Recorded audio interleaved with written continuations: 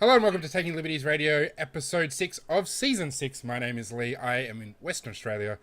Joining me this week, of course, is two very fine gentlemen, well known to this show. Vikas, of course, Hey. in Canberra, and Zeev in Melbourne. Yo. And the beauty amongst all the thorns, joining us from Canberra is Tammy. Hi. Welcome along. First time on the show. So why don't you tell us a little bit about yourself before we sort of get into tonight's topics?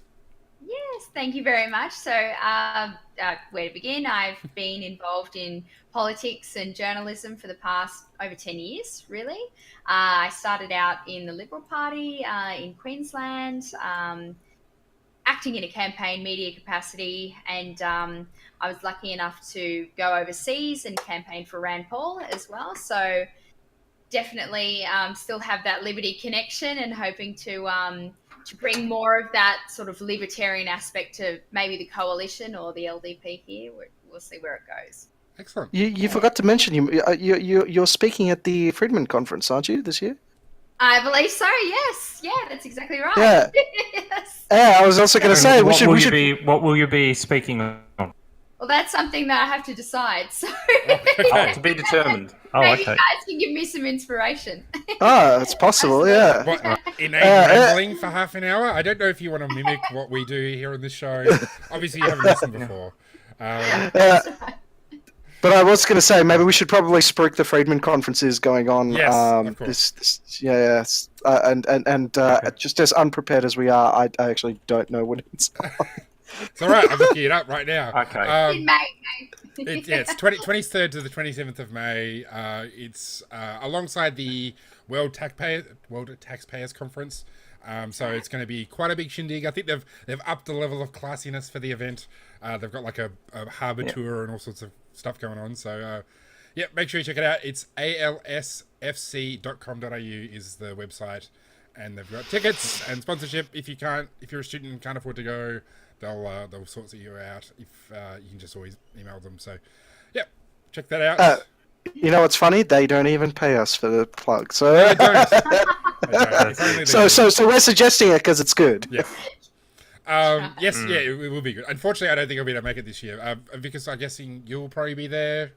Yep. Zeev, you going to make it this year? I am a very firm maybe to unlikely. Oh, excellent. But I have been before and I highly endorse it. But Yes. Oh, yeah, so Tammy and I will be there. There you go. Problem solved. The better looking of the lot of us. So that's always a good first start.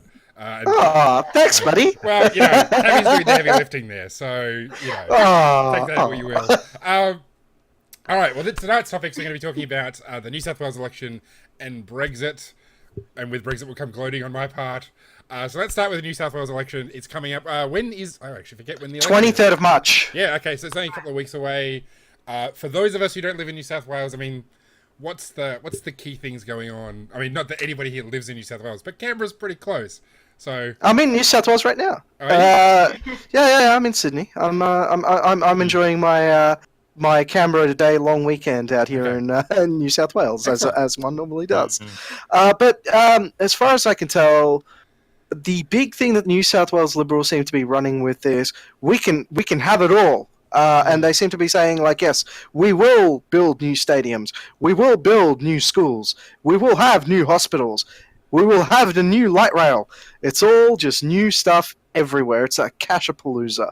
At which point, like, I like joking to my parents, do you consider it funny that the Liberals are, like, spending all of your money and basically telling you, isn't it great that we're giving you more of your money back?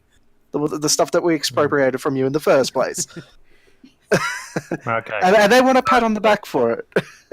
But yeah, that's pretty much their campaign this election cycle. Labor's campaign is pretty much we're going to do more of the stuff that they said about spending, and we're going to do less of the stuff on spending on stadiums. I don't know why the stadiums are a big deal, but apparently Labor is like, we're going to take all that spending money on stadiums and move it to the other stuff that we also like. So is the plan currently still to demolish both of those stadiums? Because I remember that being a big thing, was they were going to knock down both stadiums and rebuild. Are they still planning on doing that? I believe so. Okay. It seems like a weird policy to die on a hill for, but they're definitely doing it. One of the things that I've been hearing on the streets a lot campaigning is a lot of people can't even name their local candidates or even the leader of the opposition in New South Wales. So Which, Gladys I mean, to be fair, it's probably getting... not an unusual state of affairs in politics. I mean, opposition leaders are not known for their sterling charm and scintillating presence. No, but it's particularly bad this election cycle. I'm hearing so. Yeah, to be fair, when it came to New South, for some reason, I remember every single New South Wales Liberal that was an opposition leader. But for the life of me, I can't remember a single. Like, they were. Like, Chikarovsky was really out on the newspaper all the time. I mean, Brogdon just, everybody knows what Brogdon got up to. And, I'm sitting there and going, like, and Barry O'Farrell obviously was out there in media, like, way before he ended up winning. So I think the Liberals play a better media game when they're in opposition in New South Wales, maybe. But it's also possible that they were in opposition so long that they became household names. And Tamara, what's your take on the contest between Labor and the Liberals? I mean, is Vikas about right? Is there more to it, or what? I think, it's a cash grab at the moment. It's just all about stadiums. That's one of the main things that they're talking about. But I think the Liberals are in with a really good shot in New South Wales. Different story to federally. But definitely in New South Wales, I think Gladys is going pretty strongly. But it's at the moment, it's really hard to tell the difference between Labor and Liberal in the New South Wales at all. It's parties are so close. It's a choice between, basically the softer of the two, really. So, Tweedledum and Tweedledee. Exactly. Yeah. Which, I mean, exactly. often when campaigns boil down to spending campaigns, like, when it's all just about how much money they're going to spend, it's much easier for the parties to be closer aligned because politicians like spending money, and all politicians spending money more or less kind of all look the same. Which actually brings the question I had in mind for you, Tamara, which is, you've obviously been involved in this campaign side of things for a long time. I'm sure you've been in meetings where you talk about the ideological component of campaigning. Yeah. How does that go? I mean, I presume you're the person who's like, yeah, let's talk about ideas. Yeah, let's talk about freedom, and I was in the Liberal Party for a very short period of time. Not always the easiest conversation to be saying, in the context of campaigning, which is a very, very particular beast. So, what's your insight on that side of things? If you, when you think about this close contest, how do have you had any success in trying to bring the ideas into the campaign, or is it really just one of those things that when you've got politicians who maybe don't have a strong conviction about ideas, they're never really going to jump for it? Yeah, definitely. So are you talking more so about libertarian ideas? Well, I guess anything like, I guess Labor would have their own sort of ideological issues, but I guess in the context of kind of, even Rand Paul, is not super, super libertarian guy. Like, he's obviously got a very conservative bent. He identifies as a libertarian leaning conservative. So, I guess it's a similar sort of thing even in the context of his office where, trying to push maybe less popular ideas of freedom is a bit trickier. Exactly, yeah. Such as gun reform. Yeah. Like that, yeah. So, exactly. what's your experiences like in that kind of world? Because for most of us, we're not libertarians don't generally get involved in the campaign side of things. Yeah, definitely. You guys are more. It's really interesting because you guys really love the ideological discussion, but from the other point of view, it's really about things, as you would know, things that gain votes. Yep. But also you want to localize it as well. So depending on whoever the candidate is, say it's a non-political issue. It's an issue that is affecting the local community, and it's something that you can offer them that they can't. Yep. So a lot of the times you're sort of it's disconnected from that ideological base. Yep. Hopefully there should be some form. You'd think with the Liberals that there'd be some sort of either conservative or right-leaning libertarian sort of foundations there, but sometimes it's literally not. And and that's what I think one of the beautiful things about the libertarian movement is that the more that we have people talking about these ideas within any of the parties, really, you're able to sort of interject that into these local issues, etc. But yeah, a lot of the time it's very localized. Yep. So and definitely if you look at the libertarians here, are they really going to push things like gun reform in Australia? Are we really going to talk about um, things that aren't as sexy in essence? We'll talk about it. The question is whether we will win votes for it. Yeah. Yeah, Or exactly. if anybody gives a shit about it, or doesn't hate us immediately for saying it. So yes. No, it's not going to get a lot of traction in Canberra. So you have to pick your battles, really. So so that's something, if they did want to say focus on something that would be beneficial to them, I would say something localized, make it less ideological all the time. Yeah. So I think one of the big things some LDP people have been trying to tackle is effectively council transparency. Because, councils, particularly in New South Wales, are not particularly transparent. I know in the ACT we got lucky because there was Alice Coe just happened to be championing the transparency of the ACT government, and the result is there's a lot of information available on what the ACT government spends on, right down to which program it's attached to. You can't even see that at a council level in New South Wales, let alone at a state level. And that's something that I find interesting because New South Wales really championed the concept of an ICAC, right? But they don't really champion. They're like, oh, we want to tackle corruption, but it's just like, well, you're not really tackling the reason for corruption, which is the opaqueness of that state government model. Opacity? Yeah, the opacity. Yep. Yeah, that's what I should say. I have another question to ask. I'm curious also what because you and Tamara think of minor parties, especially because there's been a lot of controversy about the lockouts, and certainly Keep Sydney Open has a very vibrant Facebook page. I'm curious whether that suggests that there's going to be a chance for them or other minor parties, whether it be the LDP or the Christian Democrats or whatever. Do they have a shot in this thing, or kind of an electoral lottery, and who knows what will come out of it? I think Tamara and I both spoke about this on Thursday. I think we were like, we were both on the same page going like, we're pretty sure the LDP is guaranteed one. They might get lucky and get a second. They might get lucky and get a second. But in terms of Keep Sydney Open, the problem is I think Keep Sydney Open's... Okay, so the target demographic is effectively in a small concentrated area of Sydney, right? So they're basically in this inner city area, and they're in really tough competition in an OPV environment, right? So it's optional preferential voting. You don't have to number all the numbers, right, on your how to vote card. Yeah. So they're in a place where they're actively competing against some very left-leaning parties that are also agreeing on the same thing.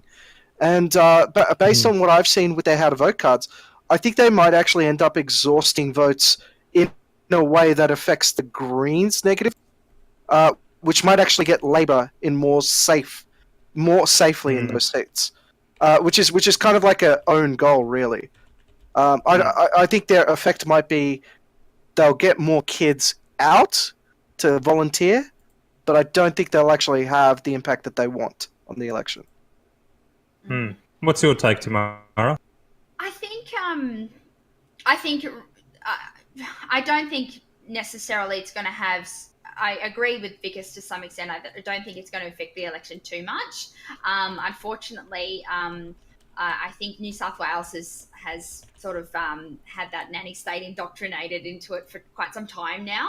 And that sense of urgency that it had a couple of years ago, when the movement first started, I think has dwindled a little bit.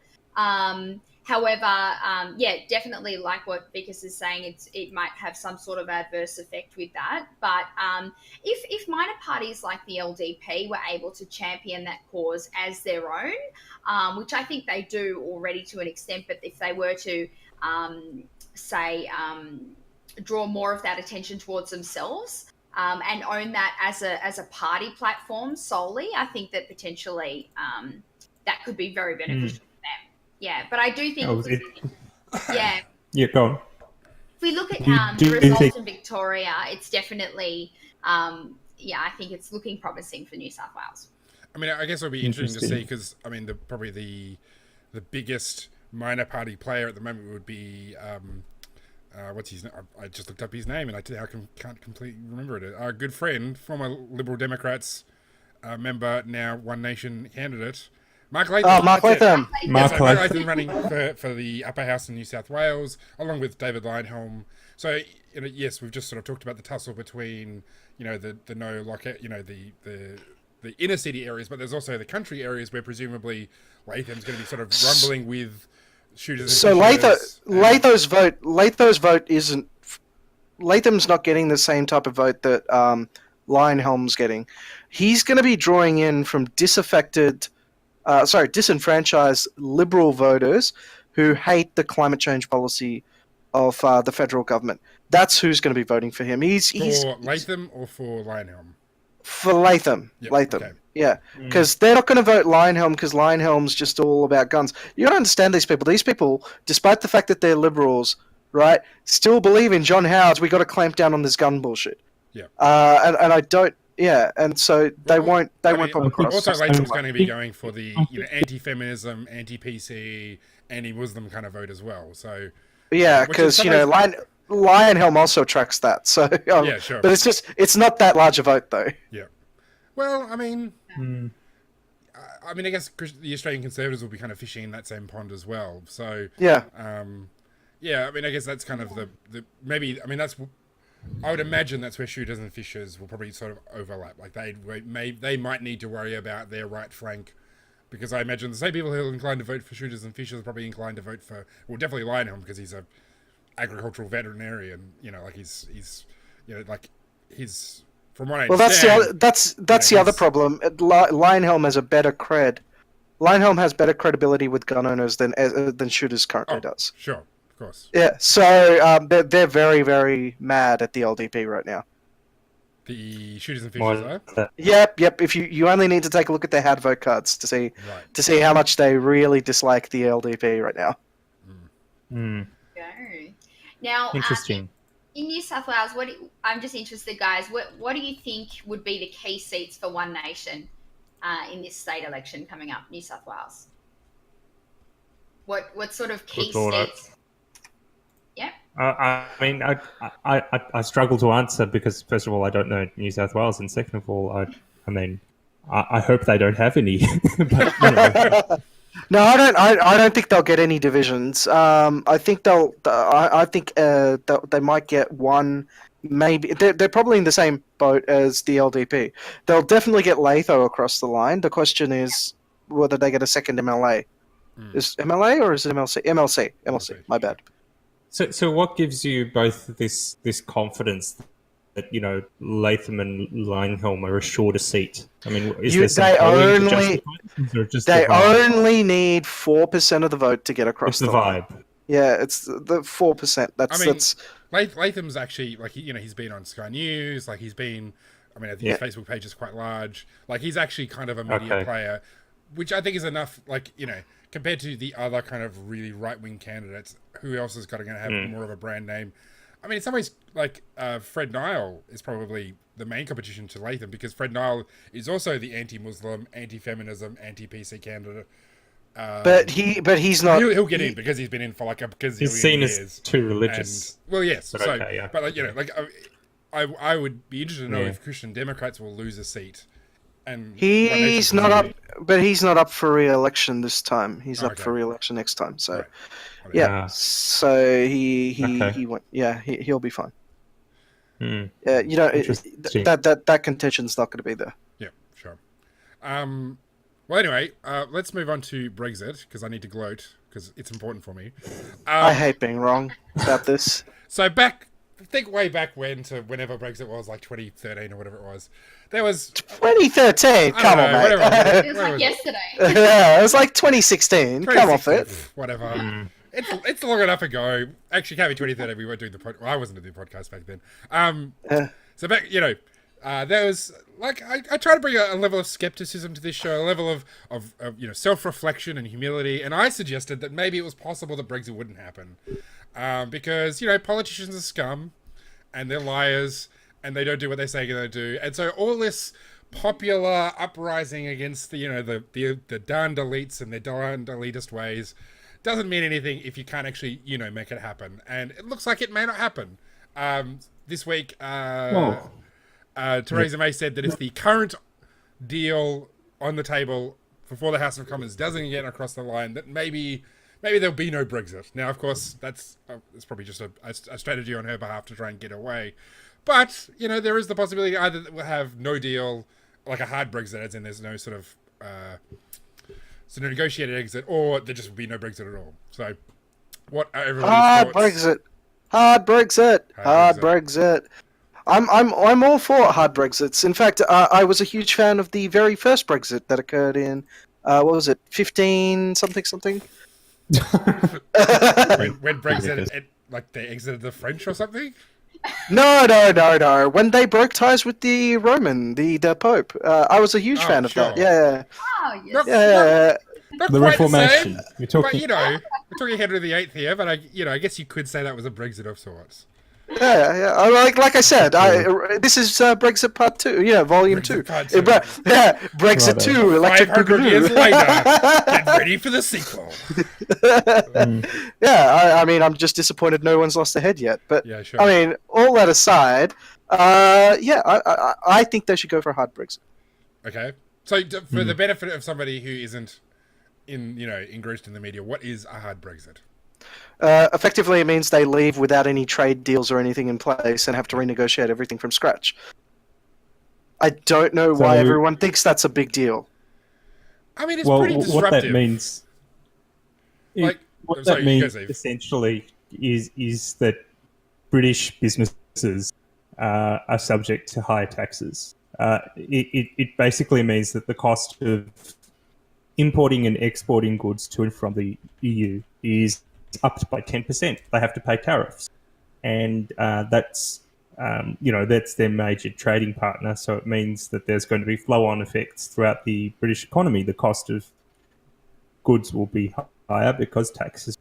The other point that's quite significant is that there's the Northern Ireland question, which was more or less resolved by the existence of open borders between Northern Ireland and Ireland, as in the Republic of Ireland, because people could just pass through those borders without any issue, live on either side without any issue. The conflict between the UK and the Republic of Ireland has been much diffused. I mean, I'm not saying it went away solely because of that one border, but that's one factor. And another factor, again, is Northern Irish businesses, again, are very much affected because they trade with Irish Republic of Ireland residents. They employ them and vice versa. So those are the tension points in the hard Brexit, that it means higher taxes and great inconvenience. It means inconvenience, sure.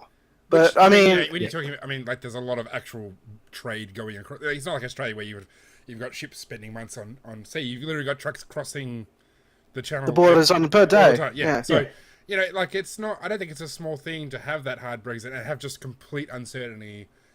I guess it depends what framework is. Say no deal happens. At the point where Brexit occurs, it's not instantaneous itself. There will be a period of time where obviously they can have legislation to decide what's going to happen. From a libertarian perspective, the best thing would be no deal, but then no tariffs, no immigration restrictions. It's just, Libertopia or Yeah, whatever. But that's not going to happen. That's not going to happen. And that's not where the debate is. I think that's always been the difficulty with Brexit from a libertarian perspective is that, yes, you have the Dan Hannons of the world who are like, yep, you know, Anglosphere, free trade zone, blah, blah, blah, awesome, amazing. But you've also got the xenophobic side, you've got the trade unions, you know, like, you know, you don't want all these Polish, you know, plumbers or whatever. You know, you've definitely got a protectionist nativist side. You know, Nigel Farage, or at least, you know, what you call it, what was Nigel Farage's party? UKIP. Yeah, no, UKIP kind of does have it, from my perspective, has a strain of that nativist, xenophobic kind of element to it. And so, sure. it's again, I guess we're still in the position of, well, it depends how it's going to play out, depending what politicians decide to do. It's just that there'll be a deal between the EU and the British government before that happens, or the British government, sorry. Sorry, Tamara. All right, and Tamara, what's your take on... Yeah. I mean, obviously this isn't a topic that I'm greatly passionate about. Doesn't stop any of us having an opinion, Tamara. Welcome to the podcast. Oh, gosh. I love it. But I will say that I do think that the migration in Europe at the moment, the political climate there, these parties that are emerging, these movements like Marine Le Pen, Front National in France and UKIP, etc. Those, I think that will be quite prominent for quite some time, and unless some form of it sounds very unlibertarian of me to say, but unless some sort of change happens in terms of migration across the board, not just in the UK, etc. You're going to have these kind of debates and etc. And that it's going to continue this kind of xenophobic rhetoric, etc. Well, I mean, so Helen Dale, who is formerly worked for David Leyonhjelm as one of his staffers and an Australian expat in the UK, she makes this argument all the time, essentially what you're saying, which is unless you have regulated migration, you know, have an orderly system, have controls, you know, you essentially invite a xenophobic backlash. Which, I mean, I think that argument has some logic to it. I don't know if I'm persuaded by it, but I mean, I don't think it's an unreasonable argument to make. I'm not persuaded by it at all, because if you take a look at Australia's migration system is incredibly orderly. I mean, we get upset at 700 arrivals, right? If you told someone in Europe there was 700 illegal arrivals, they go like, "How'd you get it that low?" Yeah. Right? Like, I mean, having oceans all... I was going to say, having oceans all around you helps. And being on the arse end of the world. So Europe's effectively. Europe's not quite there. But, you know, like... we have very tight controls. We have very strict processes involved in allowing people into this country, and yet we still have people like Fraser Anning coming through saying, like, you should stop all migration. And you got Tony Abbott now going like, if I were still Prime Minister, I would cut immigration levels by half. And I sit there going like, no, you wouldn't, because everyone in the industry would tell you the same fucking thing. We need people here to work fucking jobs. Yep. Yeah. My take on this is that the migration debate is basically a debate about the politics of envy. It's a debate that's had when people are told to feel as if others are taking from them by contributing. And they're told that about the wealthy, they're told that about businesses, they're told that about immigrants. It's the same story, and people will keep telling that story as long as it suits them to win power. And it doesn't really matter whether there are migration laws in place or how strict they are. There can be very few immigrants in Hungary, for example. There are, and yet migration there is still a major taboo that is pushed around as if it's the issue of the day that has to be dealt with at all costs. That's from what I read. I think the general the willingness to talk about it. I think that's what most people are talking about. The xenophobic backlashes seem to come as a response to you can't say that anymore. And I think I've made this point a few times. I say, like, you know, if you take away people's speech, they're going to turn to their vote. Sure. Right? If you take away their vote, they're going to turn to their arms. Right? If you take away their arms, well, then rich people are going to start losing their heads. Yeah. So, I mean, there's a progressive order here. Just let them talk about it, right? And that's the thing. I think if you really want to tackle xenophobic groups, just let them talk. Sure. That's true. Yeah. Well, Respect their right. Yeah.